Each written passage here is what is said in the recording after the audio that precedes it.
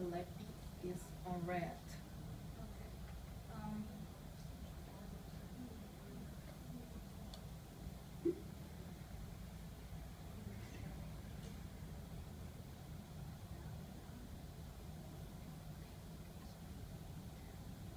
It looks like it's overheated. Okay, it's okay. I can just It's a speak. shame. I'm trying my best. Good afternoon, ladies and gentlemen. My name is Tiffany Robyn Soetikno. I come from Jakarta, the capital city of Indonesia, which is one of the largest countries in Southeast Asia. Today I'd like to talk about the 5 genders that is recognized by the Bugis tribe. So the Bugis people actually comes from Sulawesi, one of the major islands in Indonesia. Unlike most cultures, which recognizes a gender binary, the Bugis people actually recognize 5 genders, which are the man and the woman, as usual. And then we have the Kalabai, who is male-bodied, but performs femininely, wears feminine clothes, and also has relationships with men. And then we have the Kalalai, who is female-bodied, but acts in a masculine way, wears men's clothes, have short hair, usually ties up their hair as well, and has relationships with women. And lastly, we have the Bisu, who is usually seen as a spiritual leader in the community. Usually, they are called by the villagers, you can say, to do ceremonies such as weddings, and they are also called for special guests. But if a government official from the capital city comes over, then the Bisu would lead the ceremony. The aim of our study is to explore further about the Bugis tribe, because in the past there has been some scholarly work done on them for their music as well as for their gender recognition. However, it's still not complete, and we found new evidence and also new characteristics of their recognition of these 5 genders.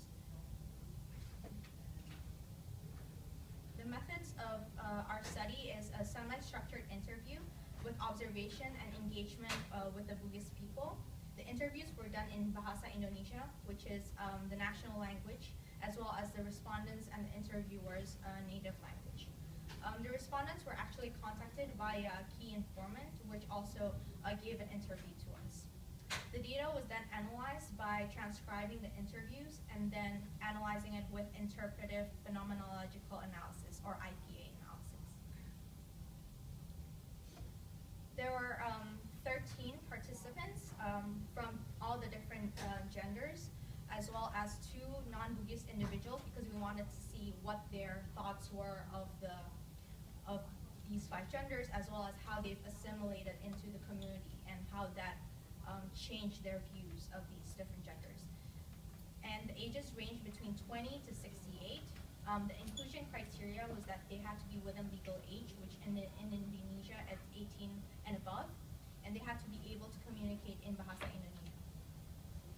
The location was in Sengkang, which is in South Sulawesi, and the duration of the fieldwork was 1 week. So just to give context, this was part of undergraduate class that I took. I'm still an undergraduate at Sarah Lawrence College, and this is part of gender research class. So let me just back up a little so you can see the Bugis people. So this is who they are, and as you can see, there's the man Kalabai, Bisu, woman, and Kalalai, and I will talk more about them. So let me just skip ahead. So one of the prominent scholars of the Bugis people is Sharon Graham Davies, who comes from New Zealand, and she once wrote in her book that gender is not just about your body or about how you feel. For many Bugis, gender and gender identity are very much about what is performed in public. So she's talking a lot about performativity, which basically means that your gender performance is policed by the society, and this occurs here as well in the US, and that gender in itself is a socially constructed paradigm. So this is the first gender that I'm going to talk about, which is the Kalabai. Sharon Graham Davies we also found that the Kalabai is usually bodied male. They perform femininely. As I said, they dress in feminine clothes, they usually have long hair, they wear makeup, and they usually work as wedding organizers, makeup artists, and fashion designers. Then we have the Kalalai, who is bodied female. Usually is masculine in performance, has short hair, wears manly clothes. Of course, they are not as obvious as the Kalabai because even in today's society, women can wear pants, they can have short hair, and so on and so forth.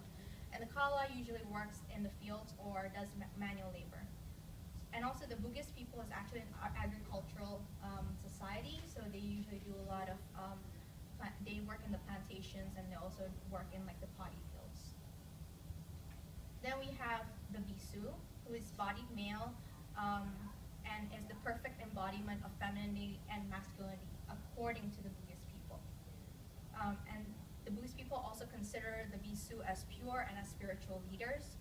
However, we found that we found some inconsistencies with Sharon Graham Davies's study. We actually found that the Bisu has to come from a Pamana area, which is a particular location in Sengkang, South Sulawesi, and they actually have to experience some sort of spiritual enlightenment, and also has to have some ancestors or relatives who are also Bisu.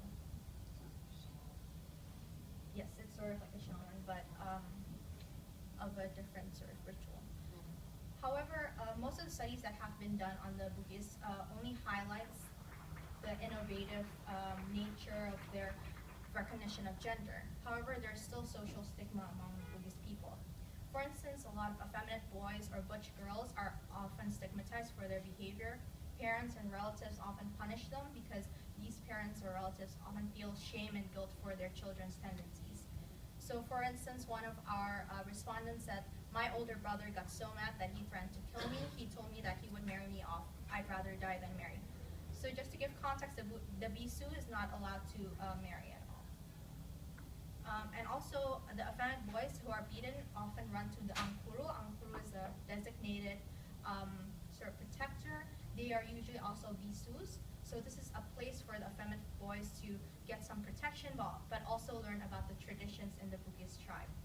And then generally, these tendencies are seen as unchangeable, prompting parents to stop punishing their children. So this is more